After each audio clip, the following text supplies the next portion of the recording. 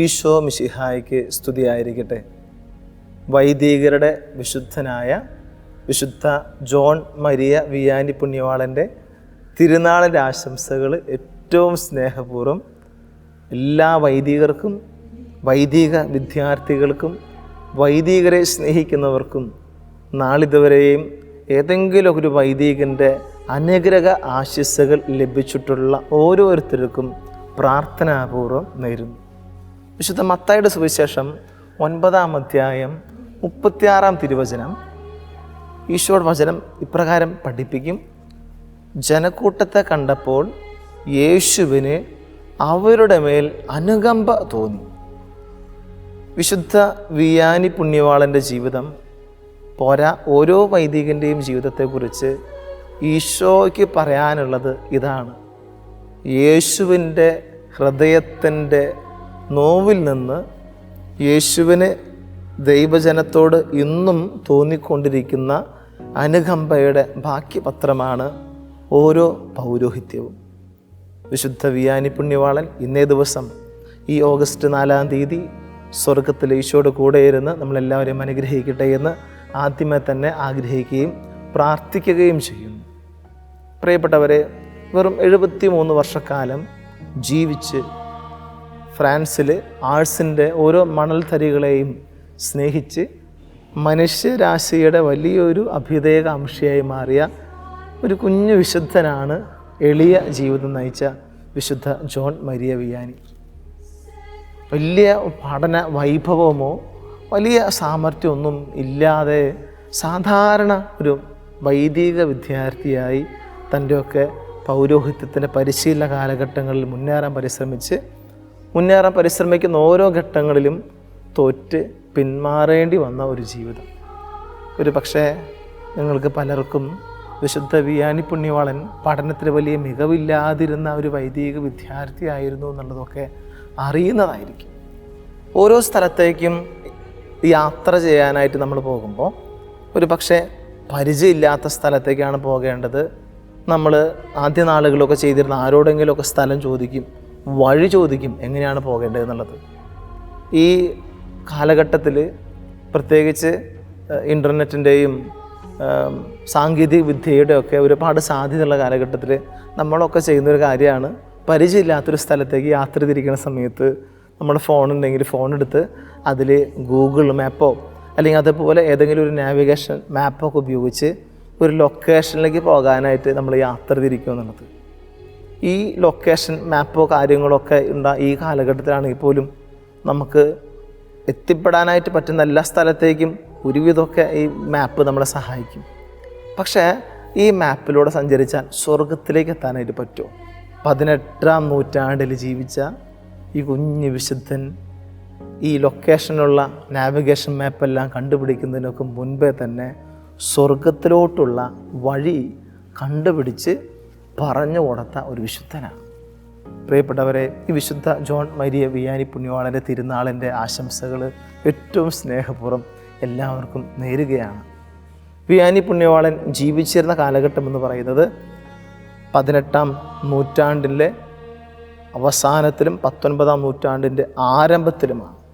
1786 ഭൂജാതനായ ഈ വിശുദ്ധൻ 73 വർഷക്കാലം ജീവിച്ചു. ആ ഒരു കാലഘട്ടം എന്ന് പറയുന്നത് പ്രൊട്ടസ്റ്റൻ്റൈൻ വിപ്ലവത്തിന് ശേഷം ട്രെൻഡ് സൂനകദോസ് കൂടി ലാറ്റിൻ ഭാഷ സെമിനാരിയിലെ പരിശീലന കാലഘട്ടത്തിലെല്ലാം നിർബന്ധമായിട്ടും വൈദിക വിദ്യാർത്ഥികളിൽ ശീലിക്കണം എന്ന ഒരു തീരുമാനത്തിന് തുടർന്ന് എല്ലാ വിഷയങ്ങളും പഠിപ്പിച്ചിരുന്നതെല്ലാം ഈ ലത്തീൻ ഭാഷയിലാണ്. ഇന്ന് നമ്മുടെ സ്കൂളുകളിലൊക്കെ കുട്ടികൾ ഒരു പക്ഷേ സയൻസും സോഷ്യലും ഫിസിക്സും ബയോളജിയും അല്ലെങ്കിൽ എല്ലാം പഠിക്കുമ്പോൾ ആ പഠിക്കുന്ന വിഷയം പഠിക്കാനായിട്ട് ഉപയോഗിക്കുന്നത് ചിലപ്പോൾ ഇംഗ്ലീഷ് മീഡിയം സ്കൂളിലാണെങ്കിൽ ഇംഗ്ലീഷിലായിരിക്കും, മലയാളം മീഡിയം സ്കൂളിലാണെങ്കിൽ മലയാളത്തിലായിരിക്കും എന്നതുപോലെ ആ കാലഘട്ടത്തിൽ സെമിനാരിൽ പഠിക്കാനായിട്ടുണ്ടായിരുന്ന എല്ലാ വിഷയങ്ങളും ലത്തീൻ ഭാഷയിൽ വേണം പഠിച്ച് പരീക്ഷ എഴുതാണ്ടിട്ടുണ്ടായിരുന്നത്. അങ്ങനെ പഠിച്ച് പരീക്ഷ എഴുതേണ്ട സമയത്ത് വിഷയം അറിയാമെങ്കിലും വിഷയത്തിൽ എത്രമാത്രം ഒരു ഗ്രാഹ്യമുണ്ടെങ്കിലും പറഞ്ഞു പിടിപ്പിക്കേണ്ടതോ എഴുതി പിടിപ്പിക്കേണ്ടതെല്ലാം ലാറ്റിൻ ഭാഷയിലായിരുന്നുകൊണ്ട് ലത്തീൻ എന്ന് പറയുന്ന ഭാഷ പഠിക്കാനായിട്ട് ഏറ്റവും ബേസിക് ആയിട്ട് വേണ്ട ഒരു വിഷയമായി മാറിയിരുന്നു. അങ്ങനെ വിയാനി പുണ്യവാളനെ സംബന്ധിച്ചിടത്തോളം വിശുദ്ധ വിയാനി പുണ്യവാളന് ഈ ലത്തീൻ ഭാഷ അറിയില്ല, ബാക്കിയുള്ള കാര്യങ്ങളെല്ലാം അറിയാം. പരീക്ഷകൾ വരുമ്പോൾ ലത്തീനിൽ ഇത് എഴുതി പിടിപ്പിക്കാനോ ചോദ്യങ്ങൾ ചോദിക്കുമ്പോൾ ലത്തീനിൽ ഇത് പറയാനോ പറ്റുന്നില്ല. ആ കാലഘട്ടങ്ങളിൽ പരിശുദ്ധ കുർബാനയ്ക്കായിട്ട് ഫ്രാൻസ് എന്ന രാജ്യത്തിൽ ഫ്രഞ്ച് ഭാഷയാണ് അവർക്ക് ഉണ്ടായിരുന്നെങ്കിൽ പോലും ലിറ്റർജിക്കൽ ലാംഗ്വേജ്, അതായത് ആരാധനക്രമ സംബന്ധമായിട്ടുള്ള കാര്യങ്ങൾക്കെല്ലാം ഉപയോഗിച്ചിരുന്നത് ലാറ്റിൻ ഭാഷയാണ്. ഈ ലാറ്റിൻ ഭാഷയിലാണ് അന്നത്തെ ആരാധനക്രമത്തിലെ പുസ്തകങ്ങൾ, പ്രാർത്ഥനകൾ, പ്രസംഗങ്ങളോ അല്ലെങ്കിൽ കുമ്പസാരത്തിന് കൊടുക്കുന്ന ഉപദേശങ്ങളോ കാര്യങ്ങളെല്ലാം ഫ്രഞ്ച് ഭാഷയിലാണ് ഉണ്ടായിരുന്നത്.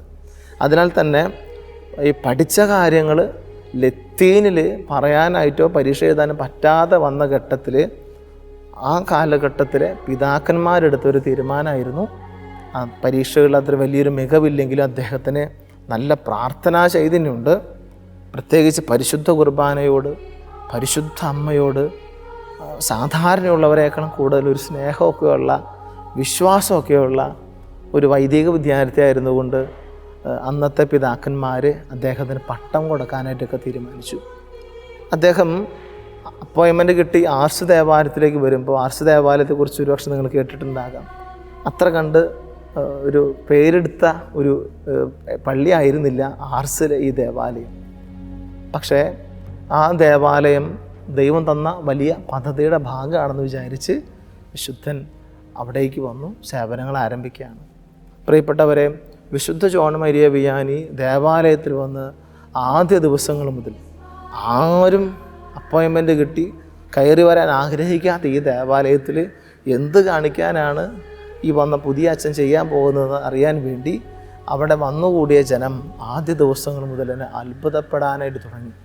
കാരണം ദേവാലയത്തിൽ സക്കറായുടെ മുമ്പിൽ മുട്ടുകുത്തി കരങ്ങൾ വിരിച്ച് പിടിച്ചുകൊണ്ട് പ്രാർത്ഥിച്ചിരുന്ന ഈ വിയാനി പുണ്യവാളൻ അടുത്ത ദിവസങ്ങളിൽ ദേവാലയത്തിൽ ഇടവകങ്ങൾ ഓരോരുത്തരും വരുമ്പോൾ അവർ പോലും അറിയാതെ അവരെല്ലാവരും ദൈവസ്നേഹത്താൽ നിറയുന്ന അനുഭവങ്ങൾ ഓരോരുത്തർക്കും ഉണ്ടാവാൻ തുടങ്ങി. ഈ ദൈവസ്നേഹം നിറഞ്ഞ് വലിയ അനുതാപത്തിലേക്ക് ഈ ദൈവസ്നേഹം അവരെ കൊണ്ടുപോകുന്ന അനുഭവത്തിലൂടെ വന്നപ്പോൾ കുമ്പസാരിക്കാനായിട്ടുള്ള ആഗ്രഹത്തോടെ ഒരുപാട് പേരെ കുമ്പസാരകൂടിന് അടുത്തെത്താൻ തുടങ്ങി. പിന്നെ ധാരാളം കുമ്പസാരങ്ങളായി, അനുതാപത്തോടെ പിന്നെ പരിശുദ്ധ കുർബാനയെ വലിയ സ്നേഹത്തോടെ ജനങ്ങൾ വരാൻ തുടങ്ങി. പതിയെ ആ ഇടവക വീണ്ടും ദൈവഭക്തിയിൽ, വിശ്വാസത്തിൽ വളരാനായിട്ട് തുടങ്ങി. വിയാനി പുണ്യവാളൻ ജീവിച്ചിരുന്ന സമയത്ത് തന്നെ വിശ്വാസികളുടെ വലിയ ഒരു ബോധ്യമായിരുന്നു ഞങ്ങളുടെ അച്ഛൻ ഒരു വിശുദ്ധനാണ് എന്നുള്ളത്. അതുകൊണ്ട് വിശുദ്ധ വിയാനി പുണ്യവാളൻ്റെ അടുത്തേക്ക് ഓടി അണയാനായിട്ട് എല്ലാവർക്കും ഭയങ്കര ഇഷ്ടമായിരുന്നു. വിശുദ്ധൻ്റെ ആശീർവാദം മേടിക്കാനായിട്ട് ധാരാളം ജനങ്ങൾ ആഴ്സിലേക്ക് പല ദിക്കുകളിൽ നിന്നെല്ലാം വന്ന് ചേരുമായിരുന്നു. വിശുദ്ധൻ മരിച്ച് വിശുദ്ധൻ അടക്കിയതിന് ശേഷം സങ്കടത്തിൽ കഴിഞ്ഞ ഈ ജനം പെട്ടെന്നോർത്തു, ഞങ്ങളുടെ അച്ഛൻ വിശുദ്ധനായിരുന്നു, അതുകൊണ്ട് അച്ഛൻ ഉപയോഗിച്ച സാധനങ്ങളെല്ലാം, ഉപയോഗിച്ചതും സ്പർശിച്ചതുമായിട്ടുള്ള സാധനങ്ങളെല്ലാം തിരിശേഷിപ്പുകളാണ്. അങ്ങനെ ജനം എന്ത് ചെയ്തു എന്ന് വെച്ച് കഴിഞ്ഞാൽ വിയാനി അച്ഛൻ്റെ മുറിയിലേക്ക് വന്ന് വിയാനി അച്ഛൻ്റെതായിട്ടുള്ള വസ്തുവകകളൊക്കെ എടുത്തു. ഡ്രസ്സുള്ളത് എടുത്തു, ഉപയോഗിച്ചിരുന്ന കസേര, മേശ, കട്ടിൽ, ഇതൊക്കെ അങ്ങനെ എടുത്തുകൊണ്ട് പോയി. ചിലരൊക്കെ വന്നപ്പോൾ ഈ ജനാലയുടെ ഒത്തിലൂടെ ഒരു മരശിഖരം വളർന്നു നിൽക്കുന്നതായിരുന്നു, അതുവരെ അവർ മുറിച്ചു കൊണ്ടേ. കാരണം ഞങ്ങളുടെ വിശുദ്ധൻ ഈ നമുക്ക് തൊട്ടിട്ടുണ്ടാകാം, ഇതൊക്കെ തിരുശേഷിപ്പുകളാണ്. അക്ഷരാർത്ഥത്തിൽ പറഞ്ഞു കഴിഞ്ഞാൽ സഭയ്ക്ക് മിച്ചം കിട്ടാനായിട്ടുള്ള ഒരു തിരുശേഷിപ്പ് പോലും ഇല്ലാതെ എല്ലാം ജനങ്ങളെടുത്തു. അടുത്ത ദിവസങ്ങളിൽ സഭ ദേവാലയത്തിൽ വിളിച്ചു പറയേണ്ടി വന്നു, നിങ്ങൾ പുണ്യവാൻ്റെ വസ്ത്രങ്ങൾ എടുത്തു കൊണ്ടുപോയിട്ടുള്ളതോ എന്തെങ്കിലും ഉപയോഗിച്ച് വസ്ത്രം എടുത്തു കൊണ്ടുപോയിട്ടുണ്ടെങ്കിൽ അത് കുറച്ചെങ്കിലുമൊക്കെ ഒന്ന് തിരിച്ചതാ, സഭയ്ക്ക് വേറെ തിരുശേഷിപ്പുകളില്ല. അത്രമാത്രം പുണ്യപ്പെട്ട ഒരു ജീവിതം നയിച്ച് മരിച്ച ഒരു വിശുദ്ധനായിരുന്നു വിശുദ്ധ ജോൺ മരിയ വിയാനി പുണ്യവാളൻ. പ്രിയപ്പെട്ടവരെ, ഈ ഒരു കാലഘട്ടത്തിൽ ഇപ്രകാരം ഒരു വിശുദ്ധൻ്റെ ജീവിതം നമുക്ക് വളരെ മാതൃകയാണ്. വിശുദ്ധൻ്റെ വലിയൊരു ബോധ്യം ഇതാണ്, പരിശുദ്ധ കുർബാനയുള്ള ഈശോയുടെ സാന്നിധ്യം. വിശുദ്ധൻ തന്നെ അത് പറഞ്ഞിരുന്നത്, ഈശോ ഇവിടെ ഉണ്ട്, പരിശുദ്ധ കുർബാനയെ കുറിച്ചിട്ട് വിശുദ്ധൻ പറഞ്ഞ് ഹീ ഈസ് ഹിയർ, ഈശോ ഇവിടെയുണ്ട്. പരിശുദ്ധ കുർബാനയിൽ ഈശോ ഉണ്ട് എന്ന വലിയ ബോധ്യത്തിൽ നിന്നാണ് വിശുദ്ധൻ തൻ്റെ പരിശുദ്ധ കുർബാന അർപ്പണത്തിൽ ഈശോയുടെ ഏകബലിയിൽ പങ്കുചേർന്ന് ബലി അർപ്പിച്ചിരുന്നത്. പരിശുദ്ധമായിട്ടുള്ള കുമ്പസാരത്തെക്കുറിച്ച് പുണ്യവാളൻ പറഞ്ഞിരുന്നത് ഈശോ അവിടെ നമ്മെ കാത്തിരിക്കുകയാണ്. ഓരോ കുമ്പസാരക്കൂട്ടിലേക്കും നമ്മൾ ഓരോരുത്തരും ചെല്ലാനായിട്ട് നമ്മൾ തുടങ്ങുമ്പോൾ വിശുദ്ധൻ്റെ ഈ വിശ്വാസം നമുക്ക് ഭയങ്കര കരുത്താണ്. ഈശോ അവിടെ കാത്തിരിക്കുന്നുണ്ടെന്നുള്ളത്. അങ്ങനെ പരിശുദ്ധ കുർബാനയുടെ ഈശോയുടെ സാന്നിധ്യം, ഈശോ ഇവിടെ ഉണ്ട് എന്നതുപോലെ തന്നെ വിശുദ്ധ കുമ്പസാരത്തെക്കുറിച്ച് ഈശോ അവിടെ കാത്തിരിക്കുന്നുണ്ട് എന്നത് ഈ ഒരു കാലഘട്ടത്തിൽ നമുക്ക് ഓരോരുത്തർക്കും സ്വീകരിക്കാൻ പറ്റുന്ന വലിയ ഒരു പാഠമാണ്, മാതൃകയാണ്. പരിശുദ്ധ കുർബാനയ്ക്ക് നമ്മളൊക്കെ വരുമ്പോൾ ഒരു പക്ഷേ നേരം വൈകി വരുന്നവരുണ്ടാകാം, ഒരു പക്ഷേ വന്നിട്ട് അലസരായിട്ടിരിക്കുന്നവരുണ്ടാകാം, കഴിയുന്നതിന് വേണ്ടിയിട്ട് സമയം തീരാറായോ നോക്കുന്നവരുണ്ടാകാം. പ്രിയപ്പെട്ടവരെ, ഓരോ കുർബാനയ്ക്കാണെങ്കിലും നമുക്ക് ഓർക്കേണ്ട ആദ്യത്തെ കാര്യം ഇതാണ്, എൻ്റെ ഈശോ ദാ ഇവിടെ ഉണ്ട് എന്നുള്ളത്. പരിശുദ്ധ കുർബാന കഴിഞ്ഞ് ആ ദേവാലയം വിട്ട് നമ്മൾ പോകുമ്പോഴും കുർബാനയുടെ ആ സമയത്തും ദേവാലയത്തിൽ നിന്ന് പ്രാർത്ഥിക്കാനായിട്ട്, നിത്യാരാധന ചാപ്പലുകൾ പോകാനായിട്ടൊക്കെ ഇത് നമുക്ക് വലിയൊരു ശക്തിയായി മാറണം. പ്രിയപ്പെട്ടവരെ, ഈശോ അവിടെ ഉണ്ട് എന്നത് പുണ്യവാളിന് അത്രമാത്രം വിശ്വാസം ഉണ്ടായിരുന്നുകൊണ്ട് പുണ്യവാൻ കുർബാനയ്ക്ക് മുൻപും കുർബാനയ്ക്ക് ശേഷം പറ്റുന്ന സമയമൊക്കെ ദേവാലയത്തിൽ തന്നെ സമയം ചെലവഴിച്ചു. നമുക്ക് പരിശ്രമിക്കാവുന്ന വലിയൊരു കാര്യം ഇതാണ്, എൻ്റെ ഈശോ ഇവിടെയുണ്ട്. ഒരു യാത്ര ചെയ്ത് നമ്മൾ പോകുമ്പോൾ ഒരു ദേവാലയം കാണുന്ന സമയത്ത് നമ്മുടെ മനസ്സിൻ്റെ ഉള്ളിൽ നമുക്കുണ്ടാകണം, എൻ്റെ ഈശോദ അവിടെയുണ്ട്. പറ്റുമെങ്കിൽ കയറി ഒരു വിസിത്ത കഴിച്ച് പോകാനായിട്ട് നമുക്ക് പറ്റണം. 2 വിശുദ്ധ കുമ്പസാരത്തെക്കുറിച്ച് ഈശോ അവിടെയുണ്ട്, ഈശോ അവിടെ കാത്തിരിക്കുന്നുണ്ട് ഓരോ കുമ്പസാരക്കൂട്ടിലും എന്ന തിരിച്ചറിവ് ധൂർത്തപുത്രനെ കാത്തിരുന്ന പിതാവായ ദൈവത്തിൻ്റെ മുഖഭാവം നമ്മളെ പഠിപ്പിക്കുന്നുണ്ടെങ്കിൽ പ്രിയപ്പെട്ടവരെ, വ്യാനിപ്പണികൾ ഓർമ്മിപ്പിക്കും, നമ്മളെ ഓരോരുത്തരെയും കാത്തിരിക്കുന്ന സ്വർഗത്തിൻ്റെ കവാടമാണ് ഓരോ കുമ്പസാരക്കൂടും. ഇപ്രകാരം അനുതാപത്തോടുകൂടെ ഈശോയ്ക്ക് ക്ഷമിക്കാൻ പറ്റാത്ത ഏതെങ്കിലും പാപമുണ്ടോ? ഏറ്റവും മാരകമായിട്ടുള്ള ഏത് പാപം ചെയ്തിട്ടുള്ള വ്യക്തിയാണെങ്കിൽ പോലും ഈശോയ്ക്ക് ക്ഷമിക്കാൻ പറ്റാത്തതില്ലല്ലോ. അങ്ങനെ ഈശോയ്ക്ക് ക്ഷമിക്കാൻ പറ്റാത്തതില്ലെങ്കിൽ നമ്മുടെ പാപത്തെക്കുറിച്ച് പോലും നമ്മൾ ഭാരപ്പെടാതെ, പാപത്തെക്കുറിച്ച് പോലും നമ്മൾ അസ്വസ്ഥരാകാതെ, നമുക്ക് ഒരു ചമ്മലും കൂടാതെ കുമ്പസാരക്കൂട്ടിലേക്ക് അണയാനായിട്ട് നമുക്ക് പരിശ്രമിക്കണം. കാരണം അവിടെ ഈശോ നമുക്ക് ഓരോരുത്തർക്കും വേണ്ടി കാത്തിരിക്കുന്നുണ്ട്. പ്രിയപ്പെട്ടവർ, ഈ കാലഘട്ടത്തിൽ നിങ്ങൾ ഈ 2 കാര്യങ്ങൾ ചിന്തിക്കുന്നതോടൊപ്പം തന്നെ നിങ്ങൾ വൈദികർക്ക് വേണ്ടി പ്രാർത്ഥിക്കണം. ഏതെങ്കിലുമൊക്കെ ഒരു വൈദികൻ്റെ ആശീർവാദം കിട്ടാത്തൊരു ജീവിതം നമുക്കുണ്ടോ? നമ്മുടെയൊക്കെ ജീവിതം ആരംഭിക്കുന്നത് തന്നെ മാമോദീസയിലൂടെയാണ് സഭയിൽ അംഗമാകുന്നത്. ആ സമയം മുതൽ ഒരു വൈദികനാണ് നിങ്ങൾക്കൊരു ആശീർവാദം നൽകുന്നത്. വിവിധ കൂദാശകളും കൂദാശ അനുകരണങ്ങളും സ്വീകരിച്ചും പരികർമ്മം ചെയ്യുന്നവരോട് സംബന്ധിച്ചും നമ്മുടെയൊക്കെ ജീവിതം മുന്നോട്ട് പോയി അവസാനം ഒരു കുഴിമാടത്തിൽ അത് തീരുന്ന അവസാന സമയം വരെ അവസാനത്തെ ആശീർവാദം നൽകുന്നതും ഒരു വൈദികനാണ്. അറിഞ്ഞോ അറിയാതെയോ നമ്മൾ ഈ വൈദികരോട് നൽകപ്പെടുന്ന സ്വർഗത്തിൻ്റെ അനുഗ്രഹം സ്വീകരിച്ചുകൊണ്ടാണ് ഓരോ ദിവസവും ഓരോ വർഷവും നമ്മുടെയൊക്കെ കടന്നു പോകുന്നത്. അങ്ങനെയെങ്കിൽ നമുക്ക് വേണ്ടി ഈ അനുഗ്രഹത്തിൻ്റെ കരങ്ങൾ ഉയർത്തുന്ന എളിയ ഈ വൈദികർക്ക് വേണ്ടി ഇന്നേ ദിവസം നിങ്ങൾ പ്രാർത്ഥിക്കണം. നിങ്ങൾക്കറിയാവുന്നൊരു പക്ഷെ നിങ്ങളെ വേദനിപ്പിച്ചിട്ടുള്ളവർ ഉൾപ്പെടെ ഉണ്ടാകാമല്ലോ, അവർക്ക് വേണ്ടി നിങ്ങൾ പ്രാർത്ഥിക്കണം. വിയാനി പുണ്യവാളനെ പോലെ ധാരാളം വിശുദ്ധരായിട്ടുള്ള വൈദികർ ഈ കാലഘട്ടത്തിന് ആവശ്യമുണ്ട്.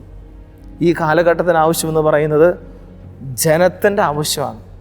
ഓരോ പൗരോഹിത്യവും പാളിപ്പോകാതെ, പതറിപ്പോകാതെ വിയാനി പുണ്യവാളനെ പോലെ മറ്റുള്ളവരുടെ മുമ്പിൽ അത് ഈശോയുടെ സ്നേഹം പകരുന്നവരാകാനായിട്ടുള്ള കൃപയ്ക്ക് വേണ്ടി നിങ്ങളെല്ലാ വൈദികർക്കും വേണ്ടി പ്രാർത്ഥിക്കണം. വൈദികർ വിശുദ്ധനായ വിശുദ്ധ ജോൺ മരിയ വിയാനി പുണ്യവാളൻ്റെ മാധ്യസ്ഥം അപേക്ഷിച്ച് നിങ്ങൾ പ്രാർത്ഥിക്കണം. ദൈവം നമ്മളെല്ലാവരെയും സമൃദ്ധമായിട്ട് അനുഗ്രഹിക്കട്ടെ എന്ന് ആശംസിക്കുന്നു, പ്രാർത്ഥിക്കുന്നു. ഈശോ മിശിഹായ്ക്ക് സ്തുതിയായിരിക്കട്ടെ.